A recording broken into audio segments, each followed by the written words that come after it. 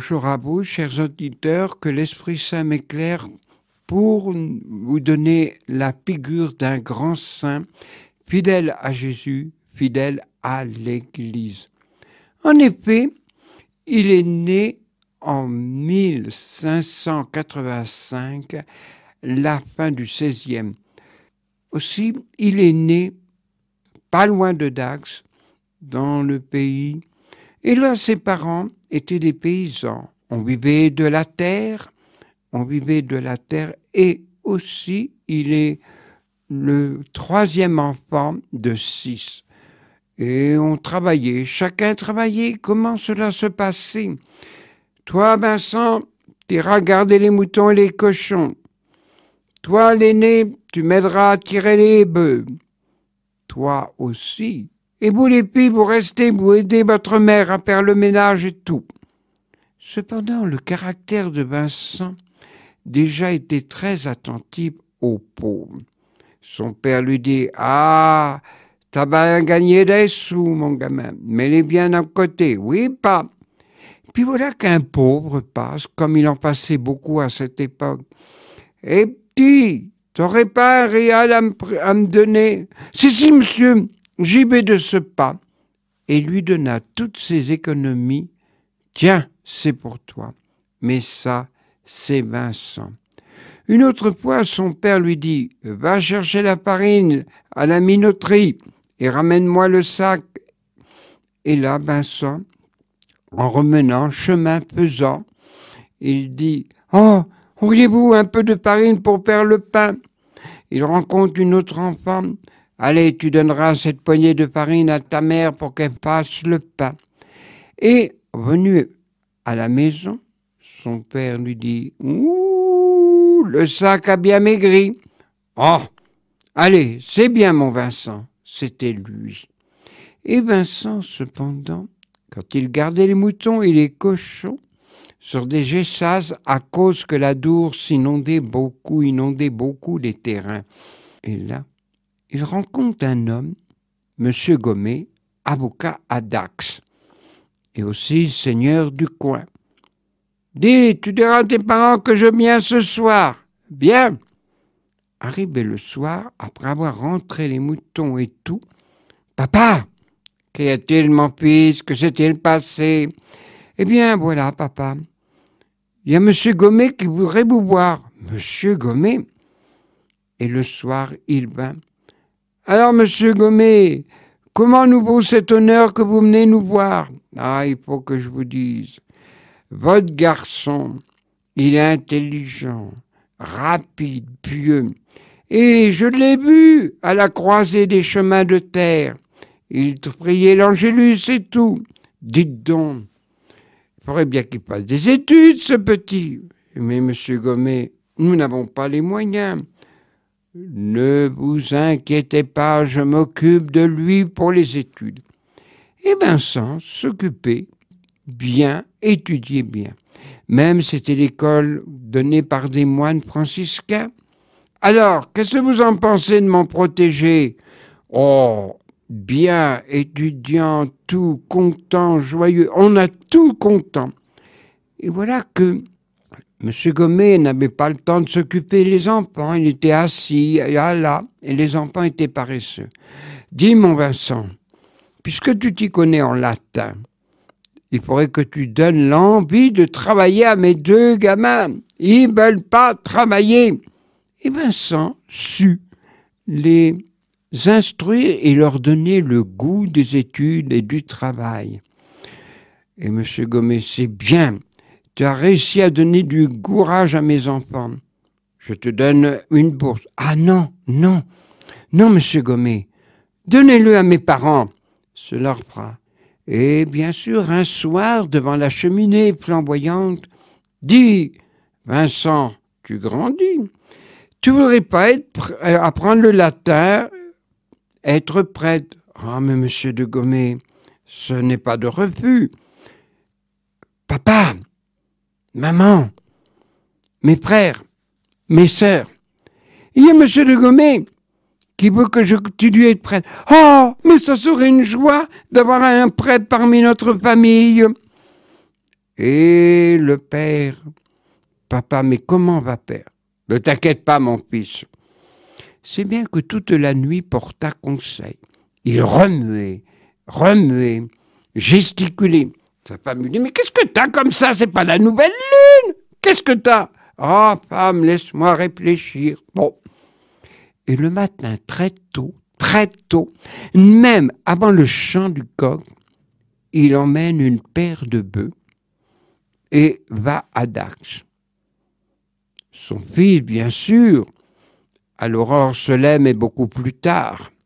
Et quand il revient, « Papa, qu'est-ce que tu as fait ?»« Eh bien, j'ai vendu la paire de bœufs, et comme ça, tu pourras étudier à Toulouse. » Et voilà la beauté de la famille.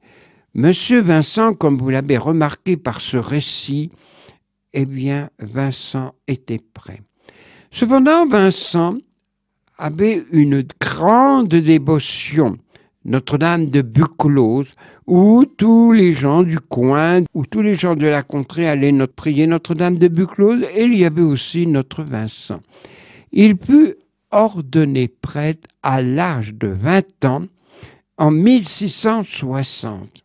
Bien sûr, Vincent était comme les autres, on cherchait de l'avance, on cherchait des avantages. Et il ne faut pas oublier qu'à cette époque, les paysans étaient peu à voir la cléricature être ordonné prêtre. Et lui voulait avoir des avances. Mais cependant, un jour qu'il va à Marseille, rencontrer un homme qui lui devait 300 écus. Il alla vite. Et vous savez que les paysans, c'est des gens têtus, constants, persistants. Et là, il trouva son homme. Elle dit donc, toi, au lieu de faire le beau d'offrir du vin à Pierre et à Paul, tu dois me rendre les écus qu'une femme m'avait donnés comme héritage. Et bien sûr, il le lui rendit. Cependant, à cette époque, on couchait plusieurs dans une chambrée. Et dis donc, toi, t'es pas du pays. Je suis. Et tu retournes où? Tu es du côté de Dax. Mais oui, puis ça fait cher de prendre les diligences. Écoute, je te propose une chose.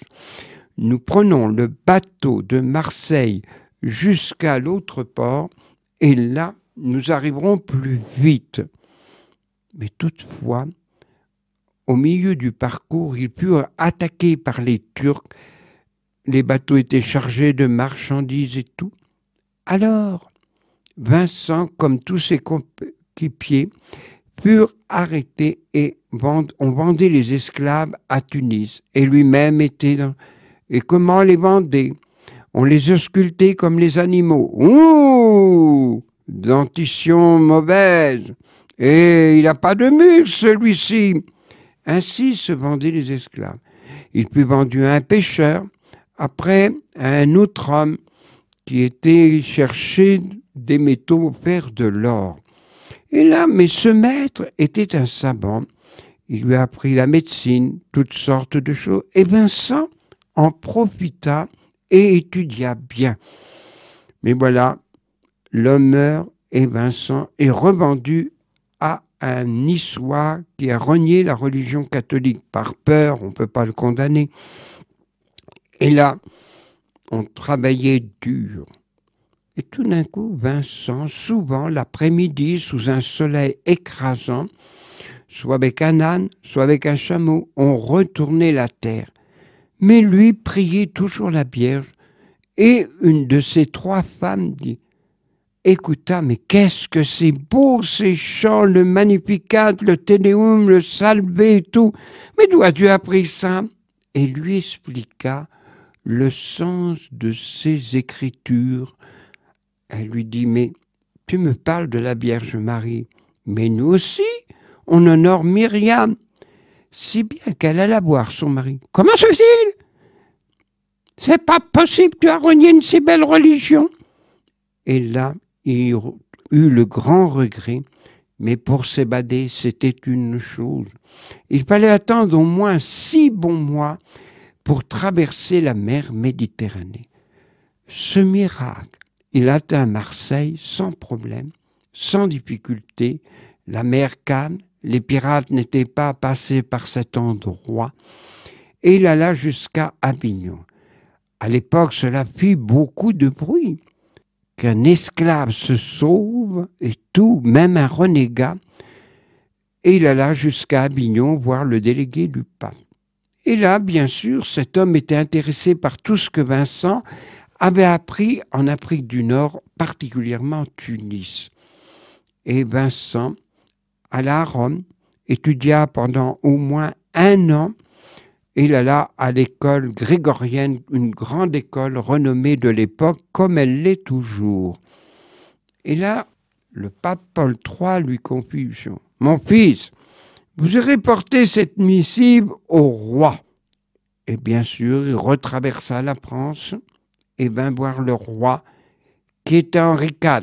« Eh bien, pour vous récompenser, je vous donnerai des précepteurs des enfants de ma première femme, Margot. » Et Vincent s'y tenait bien.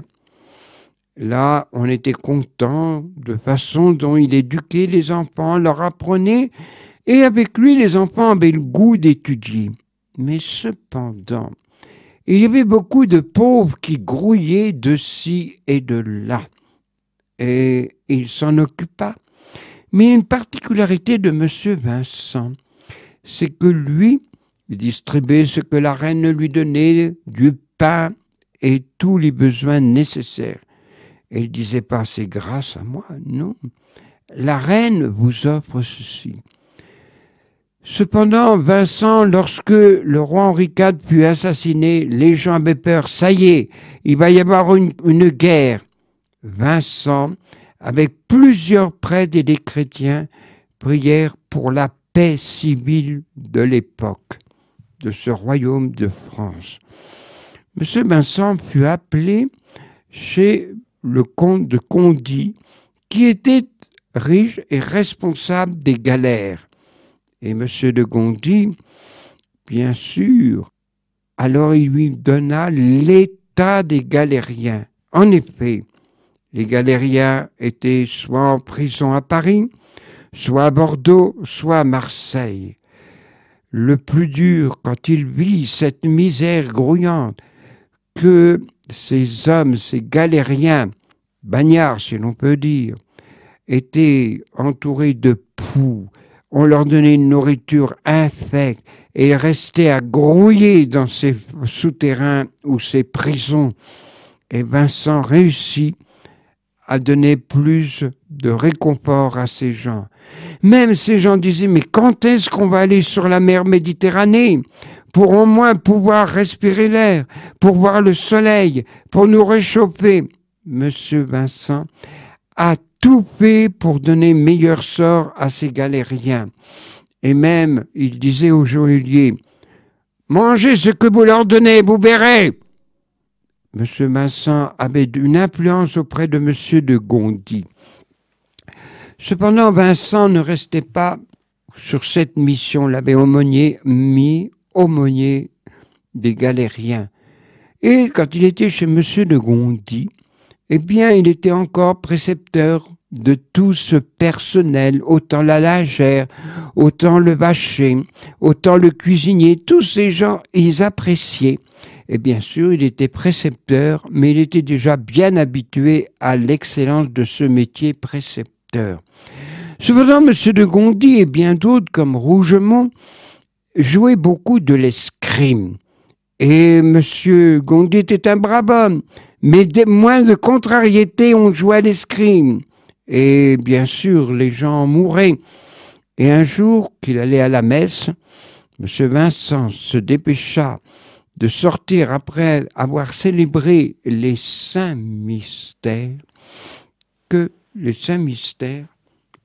alors il se mit à genoux devant M. de Gondy et lui dit ces paroles, et lui dit: Monsieur de Gondy, cessez de jouer à l'escrime, vous faites plus de malheur que de choses, que de vous venger pour des peccadilles. M. de Gondy honorait, aimait bien Vincent. C'est bien pour passer sa colère, eh bien, il courut à cheval. Les paysans qui étaient là disent « Mais qu'est-ce qui se passe? Qu'est-ce qui se passe ?» Il court comme un pou. Aussi, M. Vincent, sa première mission dans les campagnes, c'était à Clichy. Ce n'est plus comme aujourd'hui Clichy est. C'était la campagne. Et il y avait des maraîchers et des paysans. Aussi, il leur parlait le langage et tout. Il parlait leur patois et il connaissait la terre, ses règles et tout. Ah, qu'est-ce que les braves se prennent. Ils nous parlent et ils ne paient pas le pierre. Et tous les gens, quand ils allaient à la messe, mais qu'est-ce qui leur a donné l'amour du bon Dieu? Et bien sûr, Vincent ne fut que nommé 6 mois. Et les braves gens se disent, ça y est, on a un bon prêtre, voilà qui nous le rechange. Et il fut nommé aussi à une autre paroisse près de Lyon, Chalaronne-sur-Chalaronne, qui n'est pas loin de Saint-Curé-d'Ars. Et là, il vit la misère. Monsieur Rougemont entendit la cloche sonner, il se dit « Mais qu'est-ce qui se passe? Ça fait depuis des années qu'on n'entend pas de cloche. » Et lui, bien sûr, jouait l'escrime, il fut blessé. Et « Allez vite me chercher un médecin !» Et là, à défaut de médecin, on appela monsieur le curé, monsieur Vincent. « Mais qu'est-ce que vous êtes, vous? Je suis le nouveau curé. Et montrez-moi votre plaie. Pas bonne. Mesdames, chauffez l'eau bouillante. Je vais lui tirer le bout de fer qu'il y a en lui. Et là, apportez-moi à boire. » Et Vincent avait la pépille, comme se dit dans le monde paysan. Il but. « Vous, monsieur Rougemont, pas de boisson. »« Mais comment? C'est la première fois qu'on me refuse quelque chose. »« Non, vous n'aurez... »« Mais comment se fait-il que vous connaissez toutes ces médecines ?» Et il lui dit, « Eh bien, j'ai été dans le pays des Arabes et j'ai appris la médecine. »« Ah, vous êtes un drôle de curé. Ce que tout le monde connaît, il y avait une femme qui était, soi-disant, enfermée à cause qu'on avait peur, et ça se comprend, la peste, le choléra. Et Vincent défonça la porte et la refit sonner la cloche du village, rassembla tous les habitants et leur dit « Si je n'étais pas intervenu, cette femme serait dévorée par les chiens. Maintenant qu'elle a une fille, quelle est la mère qui veut l'adopter ?» Et alors une femme se présenta. « Eh bien, monsieur Vincent, j'ai plusieurs enfants, mais je me lèverai tôt le matin et je me coucherai tard le soir pour l'abbé, pour raccommoder, faire tout. Allez, que Dieu vous bénisse. » Ainsi, monsieur Vincent, je suis obligé de sauter les passages car je ne veux pas mobiliser votre attention. Monsieur Vincent, lorsqu'il alla un jour avec les terres de monsieur et madame Gondy, il alla du côté de Amiens, dans Picardie, et là, il vit la misère, la misère. Et voilà comment les choses sont passées. Un homme bien considéré se confessa.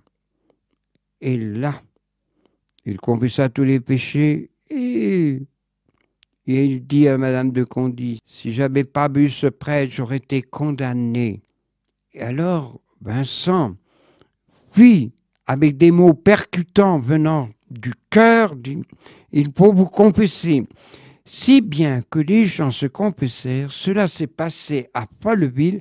Même, il y avait tellement de monde qui faisait la queue qu'on était obligé d'appeler 2 jésuites venant d'Amiens. Personnages célèbres, sérieux, compétents, tout pour plaire. Et Vincent, si. Vincent découvrit la misère, découvrit cette misère à Paris. Cependant, c'était sous le règne du roi Louis XIII. La première chose qu'on connaît de lui, si célèbre, c'est recueillir les enfants abandonnés au pied des églises ou aux porches des églises ou devant des maisons aisées. Un jour, il vit, c'était à l'été, une femme qui avait laissé son enfant. Et il y avait un homme qui dit « Oh, celle-ci, elle est bien brave, mais la plupart jettent leur enfant dans la Seine. » Et Vincent, de sa voix rocailleuse, dit « Eh bien, ici, pas, Monsieur Vincent, je ne peux plus l'allaiter. » Et Vincent prit cet enfant et l'enveloppa de sa cape, et là, il en prit beaucoup.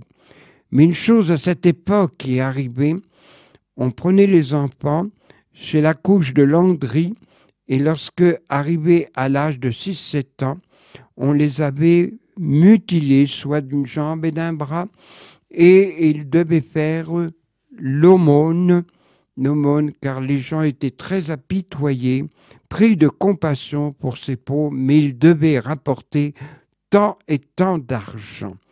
Monsieur Vincent lutta contre cette chose, mais cependant, les mentalités n'étaient pas prêtes. « Comment, Monsieur Vincent?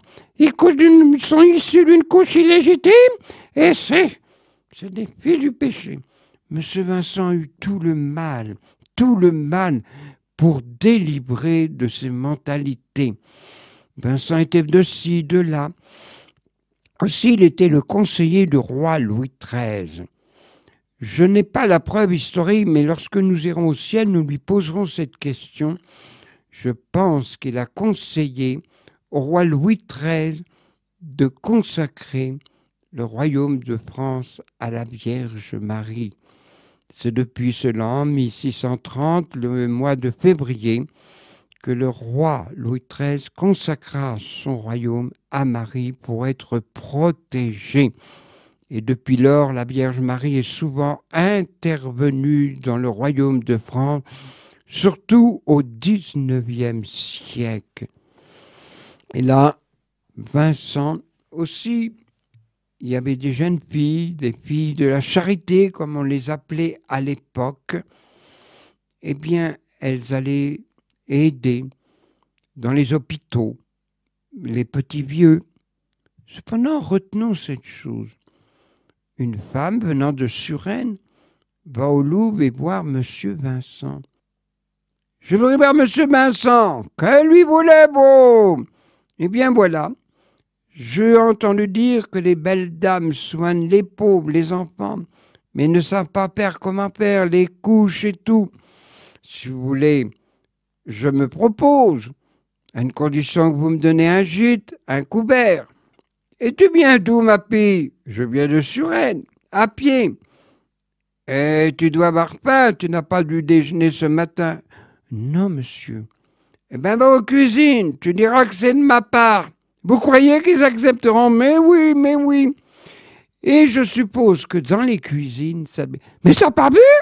C'est Monsieur Vincent?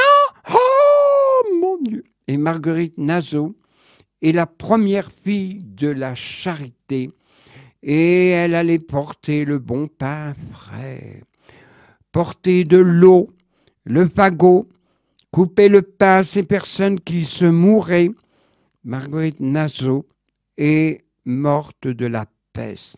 Et après, il y eut Marcillac et tout qui a aidé Monsieur Vincent.